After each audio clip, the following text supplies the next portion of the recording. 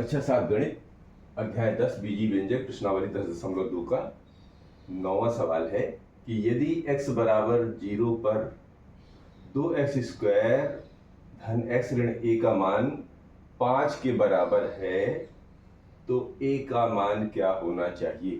तो जैसे कह रहे हैं वैसा वैसा आपको लिख देना है। व्यंजक दिया है पहले यहाँ पर 2x² धन x ऋण a, ये तो व्यंजक है और ये कह रहे हैं कि इसका मान 5 के बराबर है, यानी ये जो है ये 5 के बराबर है। अब ये व्यंजक जो है समीकरण बन गया। अंतर समझ पा रहे हैं? अगर ये बराबर के दूसरे पक्ष में 5 नहीं बैठा होता तो इस व्यंजक कहलाता। अब एक व्यंजक ये अलग हो गया, एक व्यंजक ये अलग हो गया और इनको समता के साथ द्वारा यानी बराबर के द्वारा इनको प्रदर्शित किया जाता है। अब ये कह रहे हैं कि a का मान ज्ञात करो कब, जब x बराबर 0 हो। तो लिखना है हमको जब x बराबर 0 है तब क्या होता है देखो, 2 गुणे x की जगह 0 का वर्ग,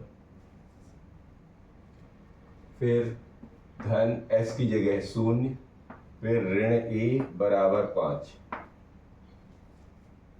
अब 0 का वर्ग यानी कोई भी संख्या हो, 0 की घात चाहे कितनी भी हो वो 0 हो जाता है, तो ये पूरा का पूरा 0 हो जाएगा। फिर ये भी 0 और ऋण a बराबर हो जाता है 5, तो ऋण a बराबर 5।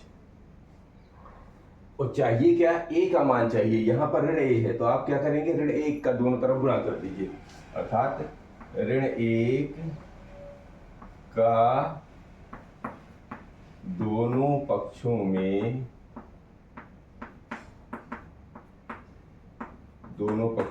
गुणा करने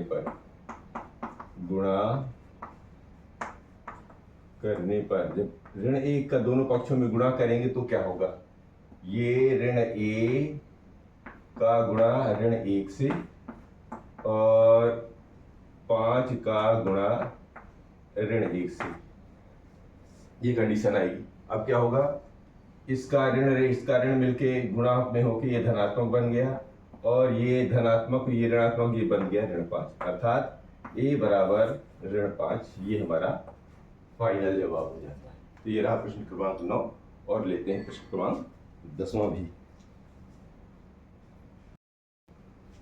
10वां सवाल है इसका कि व्यंजक 2a² धन b धन 3 ऋण ab को सरल कीजिए और इसका मान ज्ञात कीजिए जब a बराबर 5 और b बराबर ऋण 3 है तब। देखिए ये इसको हल करने के लिए क्या करना, पहले तो ये व्यंजक उतार लीजिए। व्यंजक दिया हुआ है 2a² धन ab का ब्रैकेट बंद, यानी 2 का गुणा है a² धन ab में, फिर इधर लिखा हुआ है 3 ऋण ab। पहले तो ये हल कर लेते हैं, कह रहे हैं सरल कीजिए, तो सरल करने के लिए पहले इसको सरलीकरण, इसका मतलब इसका 2 का इधर गुणा कर दीजिए, तो 2a² धन 2ab और धन 3 ऋण ab, ये इसका ब्रैकेट खोल दिया। अब क्या करेंगे, घटते क्रम में लिख लेना है, तो 2a² धन 2ab और ab वाला पद इसके पास में ले आइए, ऋण ab और धन 3, ये सब नजदीक नजदीक हो गया, अब व्यवस्थित क्रम में हो गया है ना। अब क्या करेंगे, ये इसको घटा दीजिए और इसका मान तो नहीं बदल रहा है तो इसको उतार लीजिए और 2 में से 1 चला गया तो 1 ही बचा, तो बचेगा धन ab और धन 3, यानी कि 2 ab में से 1 ab चला गया तो 1 ab बचा हुआ है। ये तो सरलीकरण हो गया।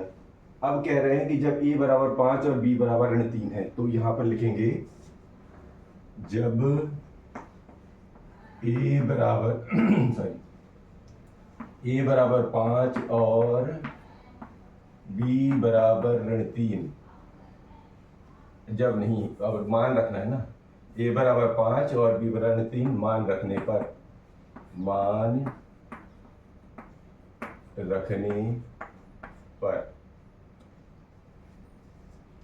तो मान रख लीजिए, ये मान रखना, ठीक है। इस पे मान रखनी, जहां जहां ए है वहां वहां 5 रख दीजिए। सो 2 और 5 का वर्ग, ठीक है। धन ए की जगह 5 और बी की जगह है ऋण 3। ये क्योंकि दोनों में संक्रियाएं अलग अलग प्रकार की हैं, इसलिए ब्रैकेट लगा लेना पड़ता है। और धन 3 ये तो अचर राशि है, इस पर कोई फर्क नहीं पड़ेगा। अब इसको खोल लीजिए, तो 2 गुणे 5 का घाते 2 अर्थात 5 पचे 25 और 5 तो यही 15 है, और धन में ऋण का गुणा हो जाएगा ऋण, तो 15 है और धन 3, तो 25 दूना होता है 50 और ऋण 15 है, धन 3। इन दोनों को जोड़ लीजिए, इसको घटा दीजिए, तो 50 धन 3 अलग कर लीजिए, 50 धन 3 और ये 15 को किनारे कर दीजिए, तो ये बन गया 53 और ये 15। अब घटा दीजिए, तो 13, 3 में से 5 यानी 13 में से 5 गया, 8 5 13 नहीं 8, और ये बन गया 4 में से 1 गया, 4 में से 1 गया 3। तो ये इसका जवाब हो गया। तो ये प्रश्न क्रमांक 10 रहा।